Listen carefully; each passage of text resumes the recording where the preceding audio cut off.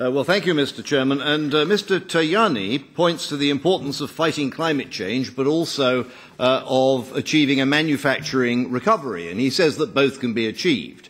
Now, let's be realistic. They are diametrically opposed. The fight against climate change is precisely what has driven up energy costs, and energy costs are a major part in the decline of manufacturing in Europe. Mr. Tajani says that we've reduced emissions, I think he said, by 20%. Of course, we've done no such thing. What we've done is moved them offshore to places like China. And with all due respect to Mr. Gerbrandy, carbon leakage is in fact happening. It's not a question of whether we've provided for it. It is happening. And major companies like Siemens, like BASF, like Alcoa are closing plants and moving offshore. That is what is happening now, and we cannot allow it to continue.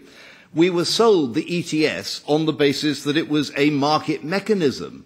But colleagues, if you require constant regulatory intervention in order to adjust the price in a market, that is not a market mechanism at all. It's a dog's breakfast. We've had backloading. We now have a market stability mechanism. We have carbon leakage allowances. This is absolutely a nonsense. In my party, we are rather less paranoid than some over the issue of CO2 emissions, and we don't like the idea of new taxes. But as many economists have said, if you are serious about reducing carbon emissions, then a straightforward carbon tax would be much more straightforward, much more transparent, much more efficient, and much better for industry. Why is it that in the European institutions we can never recognise that a project has failed? We can never face up to failure.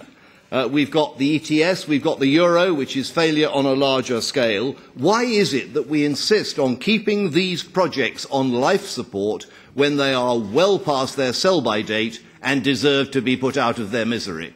Thank you very much.